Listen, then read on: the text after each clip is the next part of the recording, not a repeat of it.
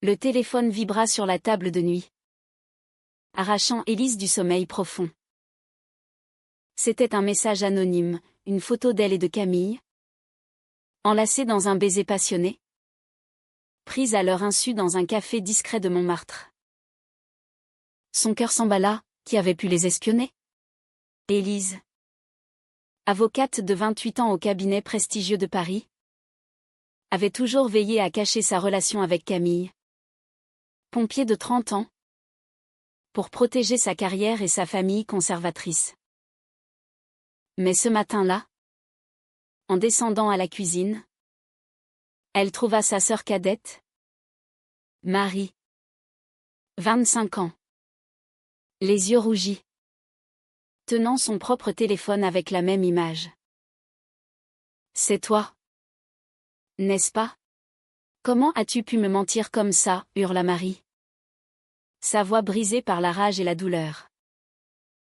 Élise sentit le sol se dérober sous ses pieds. Sa sœur, qu'elle croyait complice de ses secrets, venait de la trahir en envoyant cette photo à leurs parents.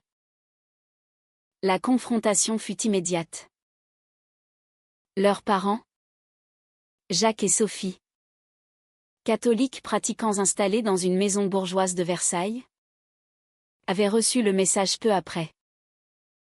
Jacques, un retraité de l'armée, tonna au téléphone. « Élise, rentre immédiatement. Nous devons parler de cette abomination. » Élise raccrocha, les mains tremblantes, et se précipita chez Camille, qui habitait un petit appartement dans le 18e arrondissement. Camille, avec ses cheveux courts et son air déterminé forgé par des années à combattre les flammes, l'accueillit les bras ouverts. « Qu'est-ce qui se passe, ma chérie ?» demanda-t-elle en voyant le visage pâle d'Élise. « Ma sœur. Elle sait tout. Elle a tout dit à mes parents. » Camille la serra contre elle. Mais Élise sentit une vague de panique l'envahir. Comment en était-elle arrivée là? Leur histoire avait commencé innocemment, lors d'un incendie mineur dans l'immeuble d'Élise 2 ans plus tôt. Camille l'avait sauvée d'une fumée épaisse, et de ce geste héroïque était née une amitié, puis un amour interdit aux yeux de la société qu'Élise fréquentait. Élise repensa à ses mois de clandestinité.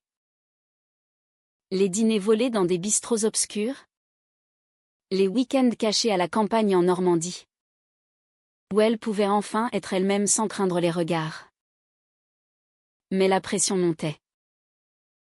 Élise, promise à un brillant avenir au barreau, craignait que son orientation sexuelle ne ruine sa réputation dans un milieu encore marqué par les préjugés. Camille, de son côté, assumait plus ouvertement sa vie, mais respectait le silence d'Élise pour ne pas la perdre. « On devrait peut-être tout avouer », avait suggéré Camille un soir, sous les étoiles. « Non. Pas encore », avait répondu Élise, terrifiée par l'idée de perdre l'approbation de sa famille. Et maintenant? Cette trahison de Marie changeait tout. Pourquoi Marie avait-elle fait ça? Était-ce la jalousie? La peur pour l'honneur familial? Ou quelque chose de plus profond? Élise décida de confronter sa sœur avant d'affronter ses parents. Elle se rendit chez Marie, qui vivait dans un studio étudiant à Saint-Germain-des-Prés. La porte s'ouvrit sur un visage défait. « Entre » murmura Marie, évitant son regard. L'appartement était en désordre. Des livres de droit éparpillés. Marie suivait les traces d'Élise à la faculté. « Pourquoi, Marie? Pourquoi as-tu envoyé cette photo ?» demanda Élise, la voix tremblante. Marie éclata en sanglots. « Je l'ai trouvée par hasard sur ton ordinateur ouvert. J'étais curieuse. Et puis, j'ai paniqué. Maman et papa parlent tout le temps de mariage, d'héritier. Il compte sur toi pour perpétuer la lignée. Et moi? Je suis la petite dernière? Invisible. Mais si tu es comme ça, tout s'effondre. Élise sentit une pointe de compassion. Mais la colère l'emporta. Tu as détruit ma vie pour te sentir importante? C'est égoïste. Marie releva la tête, les yeux flamboyants. Égoïste? Et toi? Qui ment à tout le monde? Tu sais ce que ça fait à la famille? La dispute s'envenima. Élise accusa Marie de trahison. Marie répliqua que c'était pour le bien commun. Les gens comme toi ne sont pas acceptés dans notre monde, lâcha Marie, regrettant aussitôt ces mots. Élise recula, blessée au plus profond. Les gens comme moi? Tu parles de ta sœur? Elle claqua la porte, laissant Marie seule avec ses remords. De retour chez Camille, Élise s'effondra. Je ne sais plus quoi faire. Ma famille va me renier. Camille, pragmatique, proposa, affrontons-les ensemble. Je viendrai avec toi. Mais Élise hésita. Était-elle prête à sacrifier son héritage familial pour cet amour? Le soir tomba sur Paris. Et Élise, insomniaque, repensa à son enfance. Les messes dominicales, les dîners où son père vantait les valeurs traditionnelles. Une femme doit se marier? Avoir des enfants, répétait-il. Élise avait toujours excellé pour plaire, mais au prix de son authenticité. Camille, issue d'une famille modeste de Lyon, avait fui un père alcoolique et assumé sa sexualité dès l'adolescence. Leurs différences les unissaient, mais aussi les divisaient. Le lendemain, Élise se rendit à Versailles. La maison familiale, avec son jardin impeccable, semblait un bastion imprenable. Jacques et Sophie l'attendaient au salon, la photo imprimée sur la table. Explique-toi, ordonna Jacques, son visage rouge de colère. Sophie, plus douce, pleurait en silence. Élise s'assit, les jambes flageolantes. C'est vrai. J'aime Camille. Elle est pompier? Et elle m'a sauvé plus d'une fois. Jacques explosa, sauvé? Elle t'a corrompu. C'est contre nature? Contre Dieu. Sophie intervint, ma fille. Pense à ton avenir. Tu peux changer. Avec de l'aide. Élise sentit les larmes monter. Je ne veux pas changer. C'est qui je suis. La discussion vira au chaos. Jacques menaça de la déshériter. Sophie supplia pour une thérapie. Élise défendit son amour, évoquant les moments de joie avec Camille. Mais chaque mot creusait le fossé. Finalement, Jacques conclut, si tu persistes, tu n'es plus la bienvenue ici. Élise partit.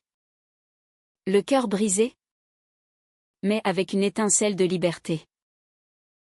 De retour à Paris, elle appela Camille. C'est fini avec eux. Mais je tais-toi. Camille répondit, on va s'en sortir. Pourtant, Élise doutait. Était-ce le début d'une nouvelle vie? Ou le prix trop élevé?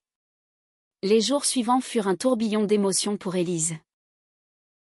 Elle évitait les appels de sa famille, se réfugiant dans le travail au cabinet. Ses collègues, ignorant tout, la félicitaient pour un dossier gagné. Mais intérieurement, elle bouillonnait. Camille, de garde à la caserne, L'appelait chaque soir. Tiens bon. On va reconstruire. Élise acquiesçait. Mais la trahison de Marie la hantait. Pourquoi sa sœur? Qu'elle avait protégée toute sa vie. Avait-elle choisi la loyauté familiale au détriment de leur lien? Marie tenta de l'appeler. Mais Élise bloqua son numéro. Je ne peux pas lui pardonner, confia-t-elle à Camille lors d'un dîner improvisé. Camille, avec sa sagesse acquise des urgences, répondit, la famille. C'est compliqué. Peut-être qu'elle regrette. Élise secoua la tête. Regretter ne répare pas le mal. Au cabinet, la pression sociale se fit sentir. Un collègue, Paul, un avocat ambitieux de 32 ans, l'invita à un gala. Viens avec moi. Ça fera bien pour ta carrière. Élise déclina, prétextant une migraine. Mais Paul insista, tu es toujours seul. Il te faut un homme pour avancer. Ces mots la piquèrent, rappelant les préjugés qu'elle combattait. Élise songea à révéler sa vérité, mais craignit les conséquences. Le soir, elle en parla à Camille. Je me sens piégée. Si je dis tout, je perds mon job. Camille la serra. Pas forcément. Paris change. Il y a des lois contre la discrimination. Mais Élise savait que la réalité était plus nuancée. Dans les couloirs du palais de justice, les murmures persistaient. Une semaine plus tard, Marie se présenta à l'appartement de Camille, où Élise s'était installée temporairement. Laisse-moi entrer. S'il te plaît, supplia-t-elle à travers la porte. Élise hésita. Puis ouvrit. Marie entra. Les yeux baissés. Je suis désolée. J'ai paniqué. Maman m'a poussée à te surveiller. Elle soupçonnait quelque chose. Élise fronça les sourcils. Maman? Elle savait? Marie hocha la tête. Pas tout. Mais elle sentait que tu cachais un secret. Elle m'a demandé de fouiller. La révélation frappa Élise comme un coup de poignard. Sa mère, qu'elle idolâtrait, avait orchestré cette trahison? Pourquoi ne m'as-tu pas prévenu? Demanda Élise. Marie pleura, j'avais peur. Peur de les décevoir? Comme toi. Élise sentit une fissure dans sa colère. Marie n'était qu'un pion dans le jeu familial. Sors d'ici, dit-elle pourtant. Incapable de pardonner si vite. Camille, rentrant d'une intervention, trouva Élise effondrée. Ma propre mère, murmura-t-elle. Camille l'écouta. Puis proposa, confrontons-la. Ensemble. Élise accepta, sentant que c'était le seul moyen d'avancer. Elles se rendirent à Versailles le lendemain. Sophie ouvrit la porte. Surprise. Élise. Et elle, dit-elle en voyant Camille. C'est Camille. Ma compagne, déclara Élise fermement. Sophie les fit entrer. Mais Jacques était absent. Assieds-toi, dit Sophie. Nerveuse. Élise attaqua. Pourquoi as-tu demandé à Marie de m'espionner? Sophie pâlit. Je voulais te protéger. Ton père est si strict. J'avais peur pour toi. Élise rit amèrement. Me protéger? En me trahissant? Sophie avoua, j'ai vu des signes. Tes absences. Tes mensonges. Mais je t'aime. Élise. C'est dur pour moi d'accepter. Camille intervint doucement. Madame. L'amour n'est pas un choix. C'est ce que nous sommes. Sophie pleura. Je sais.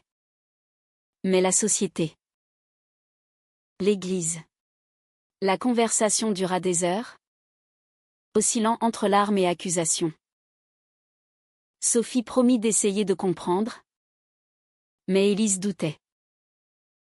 De retour à Paris, Élise reçut un appel de son père. Ta mère m'a tout dit. Ne reviens pas tant que tu n'as pas changé. Élise raccrocha.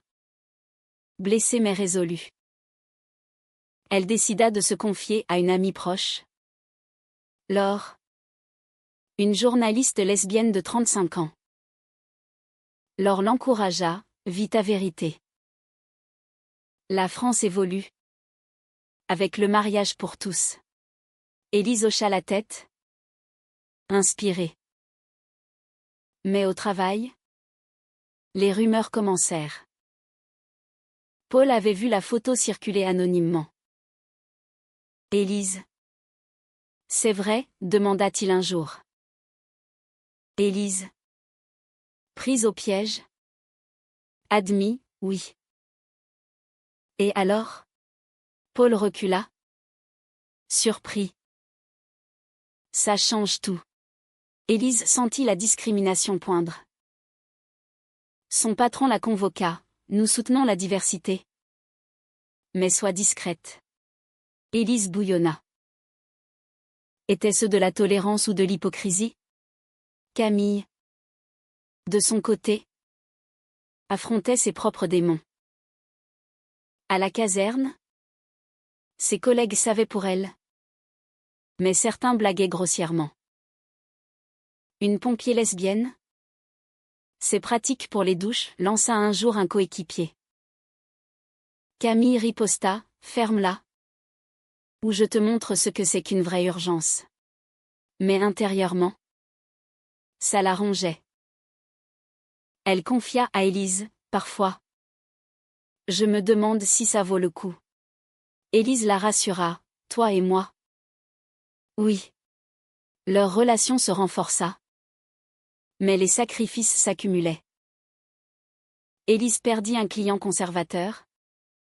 Camille subit des regards hostiles. Pourtant, elles persévérèrent, organisant des sorties avec des amis LGBT pour se soutenir. Un soir, à une manifestation pour les droits, Élise prit la parole impromptue, j'ai perdu ma famille, mais gagné ma liberté. La foule applaudit. Mais au fond, la douleur persistait. Marie envoya un message, je veux m'excuser vraiment. Rencontrons-nous. Élise hésita. Était-il temps de pardonner? La rencontre avec Marie eut lieu dans un café neutre du Marais, quartier symbole de la communauté LGBT à Paris. Marie arriva ponctuelle, nerveuse, un bouquet de fleurs à la main. Pour toi, dit-elle en le tendant à Élise. Élise l'accepta, mais garda ses distances. Parle, ordonna-t-elle. Marie s'assit, les mains tremblantes. J'ai réfléchi. Ce que j'ai fait est impardonnable. Mais j'étais influencée par nos parents. Ils m'ont élevée dans la peur du jugement. Élise croisa les bras. Et maintenant? Marie baissa les yeux. Je veux changer. J'ai lu des livres sur l'homosexualité. Parlé à des amis. Je réalise que l'amour est l'amour. Élise sentit une lueur d'espoir. Mais la méfiance persistait. Et maman? Papa? Marie soupira, maman essaie. Papa est buté. Mais je suis de ton côté maintenant. Elles parlèrent longtemps, revivant des souvenirs d'enfance. Marie avoua sa jalousie, tu étais toujours la parfaite. Moi la rebelle. Mais je t'admire. Élise pleura enfin. Je t'aime. Petite sœur. Elles s'étreignirent. Un premier pas vers la réconciliation.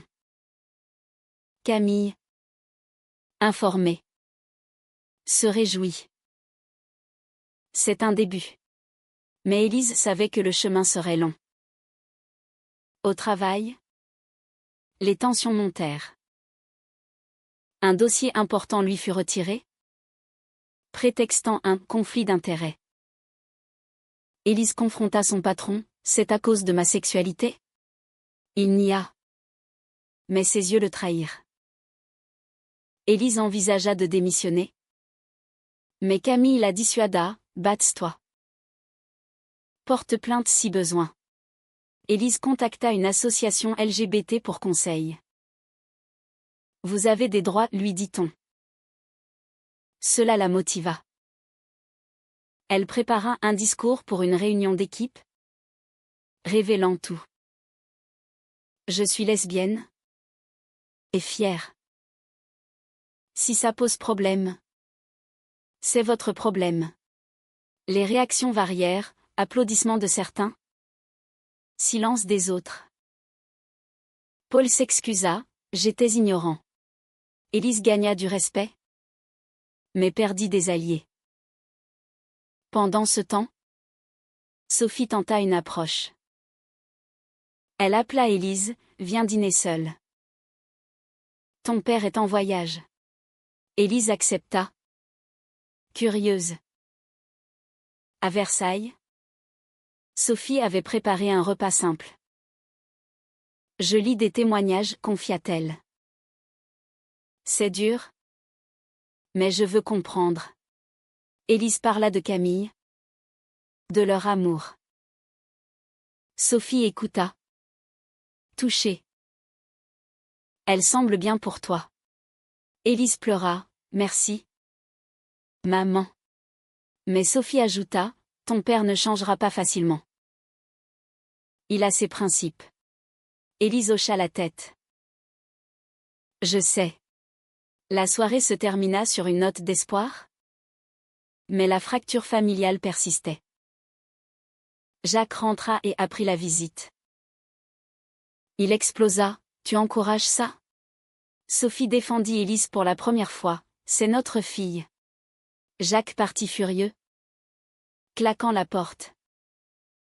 Marie, témoin, appela Élise, « Papa est enragé. » Attention. Élise s'inquiéta. Effectivement. Jacques envoya un email, « Tu es morte pour moi. » Les mots la transpercèrent. Camille la consola, « Il bluffe peut-être. » Mais Élise doutait. Elle décida de l'affronter directement. Rendez-vous fut pris dans un parc de Versailles. Jacques arriva. Rigide. « Pourquoi me fais-tu ça ?» demanda-t-il. Élise répondit, « Ce n'est pas contre toi. C'est moi. » Jacques évoqua son éducation militaire, la discipline, les normes. Élise argumenta, « L'amour transcende les normes. » Il partit sans un mot, laissant Élise en larmes. La relation d'Élise et Camille évolua sous cette pression. Elles parlèrent de mariage symbolique. Avec le Pax. C'est possible, dit Camille. Élise sourit, un jour. Mais des doutes surgirent. Élise se demanda si elle sacrifiait trop. Camille, sentant cela, proposa une pause, si c'est trop dur. Élise refusa, non. On continue. Pourtant, une dispute éclata un soir. Tu regrettes, accusa Camille. Élise nia. Mais les mots blessèrent. Elles se réconcilièrent. Mais la tension monta. À la caserne, Camille sauva une vie lors d'un incendie majeur, gagnant une médaille. Élise l'applaudit à la cérémonie. fière. Mais un journaliste la questionna, « Vous êtes sa compagne ?» Élise affirma, « Oui. » La nouvelle se répandit, amplifiant les préjugés. Marie, pour se racheter, organisa une rencontre surprise avec Sophie. Elles se virent à Paris. Sophie rencontra Camille. Enchantée, dit-elle poliment. La conversation fut tendue, mais sincère. Camille parla de son métier, « Je risque ma vie pour sauver les autres. » Sophie admira, « C'est noble. » Élise sentit un pont se former. Mais Jacques refusa tout contact. Élise apprit par Marie qu'il consultait un prêtre pour reguérir la famille. « C'est ridicule, dit Élise. » La climax approchait. Un soir, Élise reçut un appel d'urgence. Jacques avait eu un accident de voiture. Mineur mais choquant. À l'hôpital, il la vit avec Camille. Quelle sorte, grogna-t-il. Élise tint bon, elle reste. Jacques, affaibli, murmura, peut-être que j'ai tort. Était-ce un tournant? Élise espéra. Mais le doute persistait. L'accident de Jacques marqua un virage inattendu. À l'hôpital Cochin, Élise et Camille veillèrent à son chevet. Sophie et Marie arrivèrent, créant une réunion familiale forcée. Jacques, avec une jambe plâtrée, évitait le regard de Camille. « Merci d'être venu, murmura-t-il à Élise. Elle répondit, « Malgré tout, tu es mon père. » Sophie encouragea, « Parlons. » Jacques avoua sa peur, « J'ai vu trop de rejets dans l'armée. Je voulais te protéger. » Élise répliqua, « En me rejetant ?» Il baissa la tête. « Je me trompe peut-être. » Camille intervint, « Monsieur ? L'amour n'est pas une menace. » Jacques hocha la tête. Épuisé. La famille quitta l'hôpital avec une trêve fragile. Élise confia à Camille, « C'est un miracle. » Mais elle savait que les blessures profondes mettaient du temps à guérir. De retour au quotidien, Élise affronta de nouveaux défis professionnels. Un client homophobe refusa son aide. « Je ne veux pas d'une avocate comme vous. » Élise le renvoya, alors. Trouvez-en un autre. Son patron la soutint cette fois, bien joué. Cela renforça sa confiance. Elle rejoignit un réseau d'avocats LGBT, plaidant pour des causes similaires. C'est ma vocation maintenant, dit-elle alors. Camille, promue chef d'équipe, l'encouragea. Leur vie s'équilibra, avec des week-ends à Deauville pour se ressourcer. Mais les ombres persistaient. Marie confia, « Papa suit une thérapie. » Élise fut surprise, « Vraiment ?» Jacques appelait sporadiquement, posant des questions maladroites sur Camille. « Elle aime le foot ?» demanda-t-il un jour. Élise rit, « Non. Mais elle sauve des vies. » Une trahison inattendue surgit de l'extérieur. Un ancien collègue de Camille, jaloux de sa promotion, diffusa la photo en ligne avec des commentaires haineux. Une pompier lesbienne? Danger pour l'équipe. Camille fut convoquée par son supérieur. On enquête, dit-il. Élise paniqua, c'est de la diffamation. Elles portèrent plainte, avec l'aide d'Élise en avocate. Le procès fut tendu, exposant leur vie privée. Camille témoigna, « Mon orientation ne change pas mon professionnalisme. » Élise argumenta brillamment. Elles gagnèrent. L'homme fut licencié. Mais le stress épuisa Camille. « J'en ai marre des combats, avoua-t-elle. Élise la serra, on les gagne ensemble. La famille progressa. Sophie invita Camille à un dîner. Jacques, réticent, participa. La soirée fut awkward, mais sincère. Jacques posa des questions. Comment vous êtes-vous rencontrés? Camille raconta l'incendie. Vous l'avez sauvé, dit Jacques. Impressionné. Élise sourit, oui. Dans tous les sens. Marie détendit l'atmosphère avec des anecdotes. Pour la première fois, ils rirent ensemble. Mais Jacques conclut, ça prendra du temps. Élise accepta. De retour, elle et Camille parlèrent d'avenir. Un enfant? Peut-être, suggéra Camille. Élise hésita, avec l'adoption? Elles rêvèrent. Mais la réalité sociale freinait. Un nouveau conflit surgit avec Marie. Elle avoua sortir avec une femme. Je suis bi. Je pense. Élise fut choquée, et tu m'as trahi pour ça? Marie pleura, j'avais peur de moi-même. Élise comprit, la trahison venait d'une lutte interne.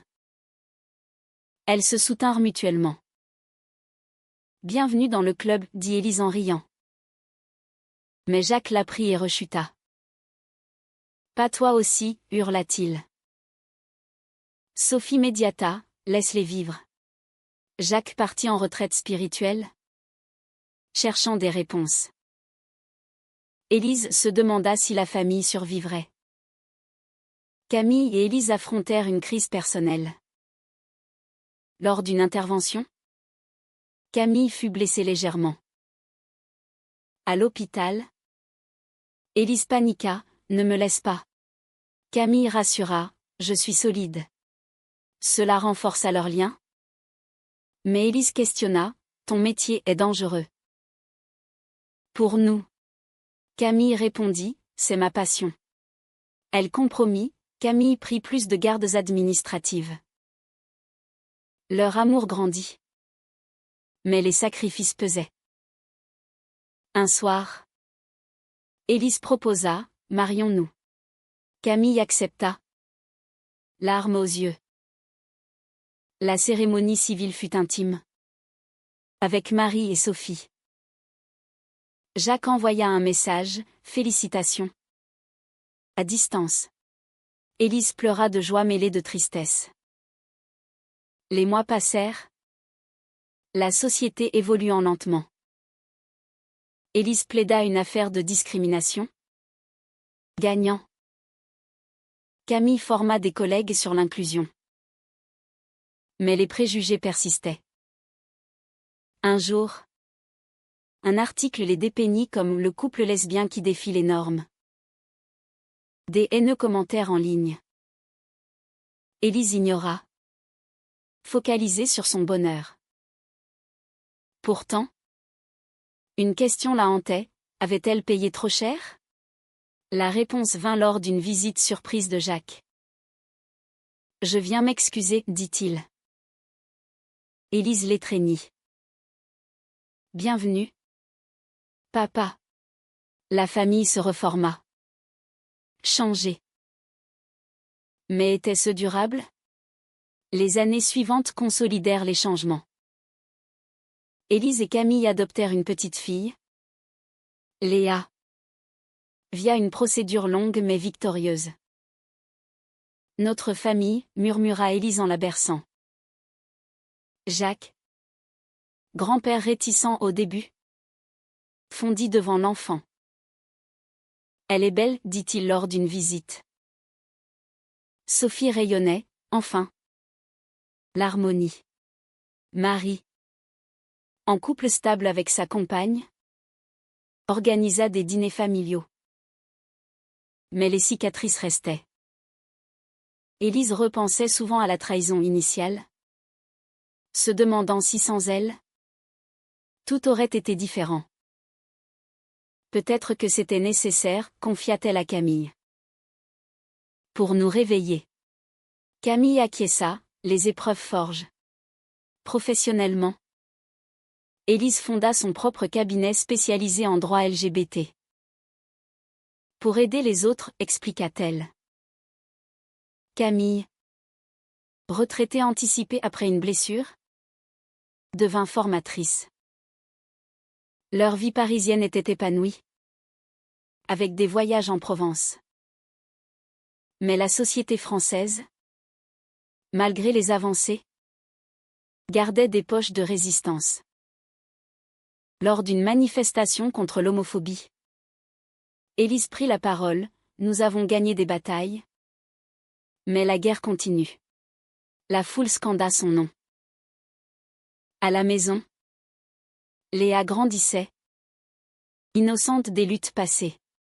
« Maman. Pourquoi deux mamans ?» demanda-t-elle un jour.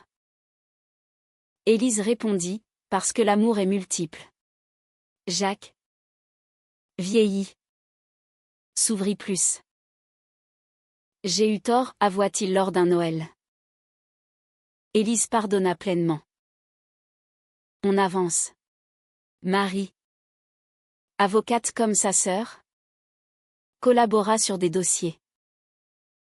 La famille unie affronta de nouveaux défis, la maladie de Sophie. Un cancer vaincu grâce au soutien collectif. « Sans vous, je n'aurais pas tenu » dit Sophie. Élise réalisa le prix des choix, la perte temporaire pour un gain éternel.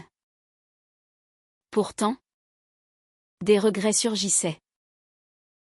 Élise se demanda si elle avait forcé les choses trop vite. Camille la rassura, non. C'était juste. Leur amour, testé par le feu, brillait plus fort. Un soir, sous la tour Eiffel illuminée, elles renouvelèrent leurs vœux. Pour toujours, murmura Camille. Élise sourit, malgré tout. La vie continua. Avec ses joies et peines. Léa excella à l'école, fière de ses mamans. Jacques écrivit une lettre, « Je suis fière de toi. » Élise pleura, bouclant la boucle. Mais la question persistait, dans un monde de préjugés. Valait-il mieux cacher ou affronter? Élise choisit l'affrontement, payant le prix, mais gagnant la liberté. Était-ce la bonne décision? Ou un sacrifice trop grand pour une illusion de bonheur?